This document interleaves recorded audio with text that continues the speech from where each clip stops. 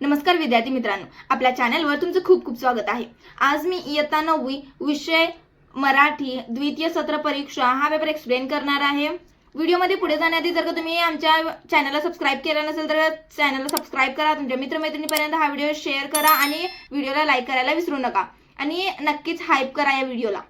तर चला पहिला विभाग बघूया आपण। पहिला दिलेला आहे गद्य, त्यामधील प्रश्न पहिला अ दिलेला आहे बघा। खालील उत्तराचे वाचन करून त्या आधारे सूचनेनुसार कृती करा।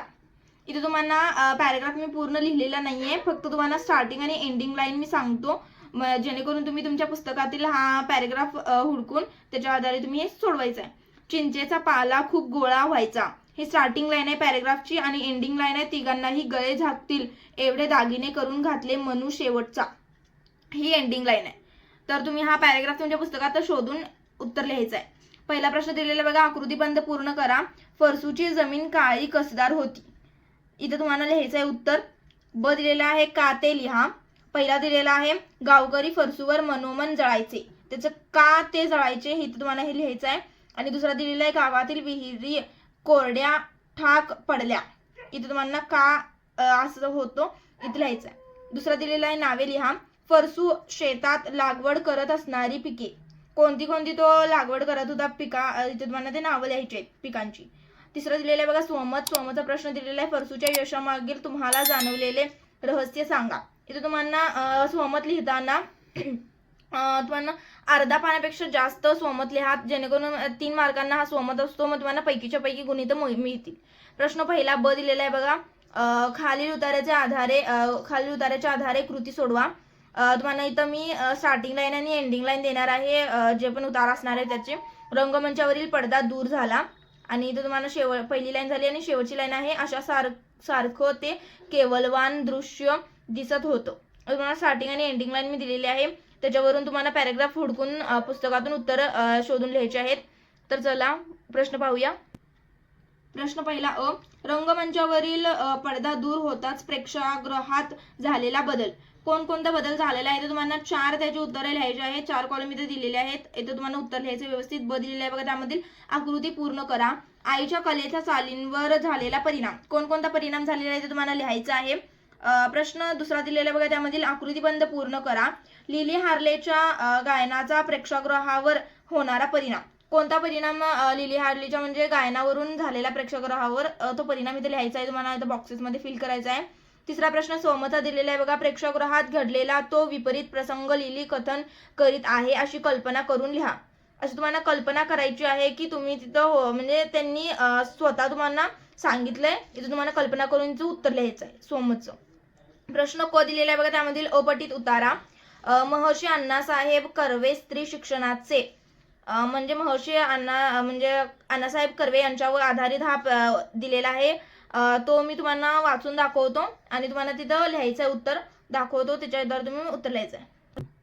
हा इथे तुम्हाला उतारा दिसतोय, त्याच्या आधारे तुम्हाला इथे प्रश्न विचारलेले आहेत, तो प्रश्न बघूया चला। आकृती पूर्ण करा। प्रश्न पहिला, महर्षी कर्वे हिंगण्याला कशा प्रकारे जात होते त्यांनी, इथे तुम्हाला इथे उत्तर लिहायचं आहे। दुसरा प्रश्न दिलेला आहे नाव लिहा।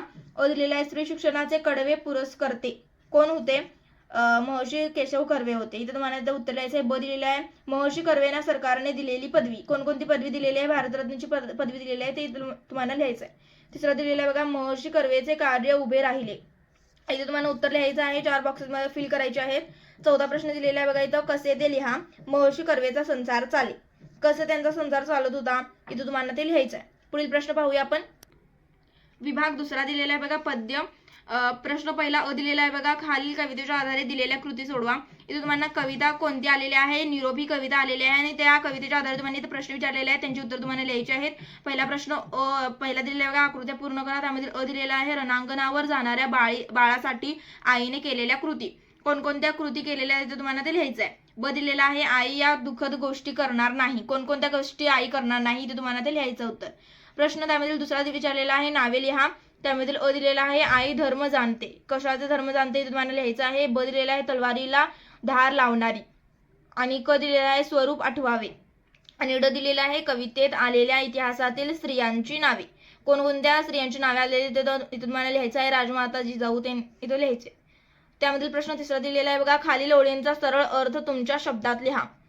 पंचफाळ्यांच्या ज्योतींनी तुझ करीत औक्षण, याचा तुम्हाला सरळ अर्थ तुमच्या भाषेत इथं लिहायचा आहे. प्रश्न चौथा त्यामध्ये दिलेला आहे बघा, खालील काव्यपंक्तीतील विचार सौंदर्य स्पष्ट करा. धन्य करी माझी कुस येई विजयी होऊन, पुन्हा माझ्या हाताने दूध भात भरवी. याचं तुम्हाला काव्यपंक्ती विचार सौंदर्य यामधील कोणते विचार व्यक्त होतात इथे तुम्हाला स्पष्ट करायचं आहे. तुम्हाला जास्तीत जास्त ओळींचा पॅरेग्राफ करायचा आहे, जेणेकरून तुम्हाला इथं पैकीच्या पैकी मार्क मिळतील. पुढील प्रश्न पाहूया आपण. प्रश्न आ दिलेला आहे बघा, खालील दिलेल्या कवितांपैकी कोणत्याही एका कवितेचे खालील मुद्द्यांच्या आधारे रसग्रहण करा. इथे तुम्हाला अ दिलेला आहे महाराष्ट्रावरून टाक ओवाळून काया, आणि ब दिलेला आहे वनवाशी. इथे तुम्हाला या दोन्ही पैकी एका कवितेवर रसग्रहण करायचं आहे. तुम्हाला माहितीच आहे की विचार सौंदर्य, भाषिक वैशिष्ट्य, काव्य सौंदर्य या 3 मुद्द्यांच्या आधारे तुम्हाला इथे रसग्रहण करायचे असते. पुढील प्रश्न आपण पाहूया. पुढील विभाग 3 स्थूल वाचन. इथं स्थूल वाचनाचा विभाग दिलेला आहे. तुम्हाला प्रश्न तिसरा दिलेला आहे, खालीलपैकी कोणत्याही 2 कृती सोडवा. 2 कोणत्याही तुम्हाला कृती सोडवायच्या आहेत. एक कृती असणार आहे 3 मार्कांना. तर व्यवस्थित तुम्हाला इथं मुद्देसूद लिहायचे आहेत. तुमची उत्तरं पहिला दिलेला आहे बघा, त्यामधील केनियातील पर्यटन क्षेत्राबाबत तेथील सरकारची भूमिका स्पष्ट करा. इथे तुम्हाला मिनिमम 7 ते 8 ओळींचा पॅरेग्राफ करून व्यवस्थित स्थूलवाचन लिहायचं आहे, तर तुम्हाला 3 पैकी 3 गुण मिळतील. पुढील प्रश्न दुसरा दिलेला आहे बघा, त्यामधील विश्वकोशचा उपयोग लिहा. त्याचे उपयोग कोणता आहे हा कन्फर्म येणारा प्रश्न असतो, तर याची तुम्हाला व्यवस्थित तयारी करायची आहे. व्यवस्थित हे करून जावा. आणि तिसरा दिलेला आहे बघा, सिंहाच्या कुटुंबाची माहिती तुमच्या शब्दात लिहा. याचं पण तुम्हाला 7 ते 8 मिनिमम ओळींमध्ये पॅरेग्राफ तयार करून स्थूलवाचन लिहायचे आहे, कारण की या प्रत्येक प्रश्नासाठी 3 मार्क असतात, तर व्यवस्थित उत्तर लिहून या. पुढील प्रश्न बघूया. विभाग 4 सुरू होत आहे व्याकरणचा. प्रश्न 4 अ दिलेला आहे बघा, व्याकरण. त्यामध्ये पहिला दिलेला आहे, खालील सामासिक शब्द व विग्रह यांच्या जोड्या लावा. खूप अतिशय सोपा प्रश्न तुम्हाला इथे दिलेला आहे. इथे बघा, पहिला शब्द दिलेला आहे वृद्धाश्रम, दुसरा दिलेला आहे षटकोन, तिसरा दिलेला आहे भाजीपाला, चौथा दिलेला आहे आईवडील. यांचा विग्रह तुम्हाला इथे दिलेला आहे, तो पण खूप सोपा आहे, तुम्हाला लगेचच याचं उत्तर कळेल. अ दिलेलं आहे बघा, 6 कोणाचा समूह. याचं उत्तर काय येणार? दुसराचं उत्तर आहे अ. 6 कोणाचा समूह म्हणजे षटकोन. ब दिलेला आहे आई आणि वडील. याचं उत्तर काय येणार? चौथा आई वडील. क च वृद्धांचा आश्रम म्हणजेच याचं पहिला उत्तर येणार वृद्धाश्रम. ड येणार भाजीपाला वगैरे. याचं उत्तर काय येणार? भाजीपाला. खूप सोपा प्रश्न तुम्हाला इथे विचारलेला आहे, याचं व्यवस्थित तुम्ही उत्तर लिहायचं आहे. पुढील प्रश्न पाहूया. प्रश्न दुसरा दिलेला आहे बघा, खालील तक्ता पूर्ण करा. इथे तुम्हाला शब्द दिलेला आहे, तिथं प्रत्यय घटित आणि उपसर्ग घटित शब्द इथे लिहायचे, त्यांचं रूप लिहायचे. पहिला शब्द दिलेला आहे विचार, आणि दुसरा शब्द दिलेला आहे जबाबदारी. यांचं प्रत्यय घटित आणि उपसर्ग घटित इथे लिहायचं आहे. पुढील प्रश्न तिसरा दिलेला आहे वाक्प्रचार. वाक्यप्रचारांचा अर्थ सांगून वाक्यात उपयोग करायचा आहे. इथे तुम्हाला 4 वाक्यप्रचार दिलेले आहेत, त्यापैकी कोणतेही तुम्हाला 2 अटेम्प्ट करायचे आहेत. त्यांचा अर्थ पण सांगायचा आणि वाक्यात उपयोग पण करायचा आहे. त्यामध्ये पहिला दिलेला आहे बघा, मेणवात विजून जाणे, आणि दुसरा दिलेला आहे नाळ तुटणे, तिसरा जीवाचे कान करणे, चौथा संजीवनी मिळणे. याच्यापैकी तुम्हाला कोणतेही 2 येतात, त्याचा तुम्हाला अर्थ सांगून वाक्यात प्रयोग करायचा आहे. पुढील प्रश्न आ दिलेला आहे बघा, भाषिक घटकांवर आधारित कृती. त्यामध्ये प्रश्न पहिला अ दिलेला आहे, समानार्थी शब्द लिहा. पहिला दिलेला आहे बघा माया. मायाचं समानार्थी शब्द काय येतो ते तुम्हाला लिहायचा आहे. दुसरा दिलेला आहे वृक्ष. वृक्षाचा तुम्हाला समानार्थी शब्द लिहायचा आहे. ब दिलेला आहे विरुद्धार्थी शब्द लिहा. त्यामध्ये पहिला विचारलेला आहे गुळगुळीत, आणि दुसरा विचारलेला आहे ढिगारा. याचा तुम्हाला विरुद्धार्थी शब्द लिहायचे. क दिलेला आहे बघा वचन ओळखा. पहिला दिलेला आहे रस्ते, दुसरा दिलेला आहे नाटक. प्रश्न ड, खालील शब्दातील अक्षरांपासून 2 अर्थपूर्ण शब्द तयार करा. जाणीवपूर्वक हा शब्द दिलेला आहे, त्यापासून तुम्हाला शब्द तयार करायचे आहेत. प्रश्न दुसरा, खालील शब्दातून अचूक शब्द ओळखा. प्रश्न बघूया. प्रश्न अ, इथे बघा तुम्हाला अ दिलेला आहे, त्यामधील तुम्हाला शब्द आहे की आशीर्वाद, त्यामधील योग्य कोणता शब्द आहे ओळखून तुम्हाला इथे लिहायचा आहे. ब आहे अवाढव्य, आणि क असणार आहे भूमिका, आणि ड असणार आहे प्रतिनिधी. याच्यामध्ये योग्य पर्याय तुम्हाला इथे लिहायचा आहे, ओळखायचा आणि लिहायचा आहे. पुढील प्रश्न तिसरा बघा, विरामचिन्ह लिहा. अ दिलेला आहे उद्गार चिन्ह, ब दिलेला आहे एकेरी अवतरण चिन्ह. चौथा प्रश्न विचारलेला आहे पारिभाषिक शब्द लिहा. अ दिलेला आहे लिरिक, ब दिलेला आहे एजंट. याच्यामध्ये तुम्हाला पारिभाषिक शब्द लिहायचे.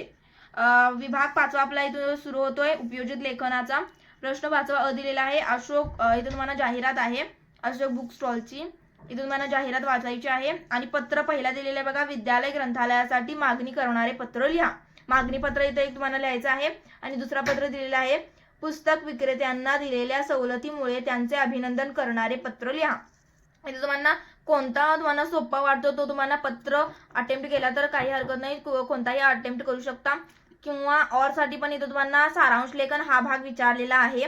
प्रश्न क्रमांक पहिल्यामधील ई अपठित उताराचे 1/3 सारांश लेखन करा. इथे तुम्हाला जो पण अपठित गद्यांश तुम्हाला देतात त्याचं तुम्हाला सारांश लेखन करायचं असतो. माझ्या मते तुम्हाला पत्र लेखनच अटेम्प्ट करा, कारण की ते खूप सोपं आहे. तुम्हाला झटकीने तिथं मार्क स्टेप वाईज तुम्हाला मिळू शकतात. फॉर्मॅटला मार्क असतात आणि याचा असं काही नाही, तुम्ही चांगलं लिहिला, थोडक्यात लिहिला तरच तुम्हाला मार्क मिळतात. म्हणून पत्रलेखन अटेम्प्ट करा. पुढील प्रश्न पाहूया आपण. प्रश्न ब, खालीलपैकी कोणत्याही 2 कृती सोडवा.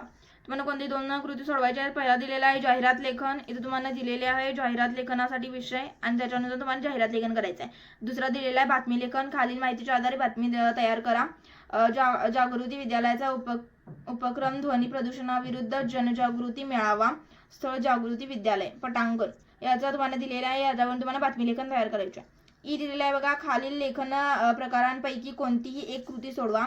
पहिला दिलेला आहे आत्मकथन. पुस्तकाचे आत्मकथा इथून मला लिहायचे आहे. पुस्तकाची आत्मकथा. पुढील प्रश्न पाहूया. त्यामधील दुसरा दिलेला आहे प्रसंग लेखन. माझ्या जीवनातील आनंदाचे क्षण. तिसरा दिलेला आहे कल्पना प्रधान. आंतरजाल सेवा खंडित झाली तर. इथे तुम्हाला 3 दिलेले आहे. 3 पैकी कोणत्याही एका विषयावर तुम्हाला निबंध लेखन करायचं आहे. एकूण 8 गुणांसाठी निबंध लेखन विचारतात. त्या हिशोबाने व्यवस्थित तुम्हाला निबंध लेखन अटेम्प्ट करायचे आहेत. व्हिडिओ शेवटपर्यंत पाहण्यासाठी धन्यवाद. जर का तुम्ही व्हिडिओला लाईक केला नसेल तर व्हिडिओला लाईक करा, चॅनलला सबस्क्राईब करा, तुमच्या मित्रमैत्रिणींपर्यंत हा व्हिडिओ शेअर करा आणि व्हिडिओला हाईप करायला विसरू नका. धन्यवाद.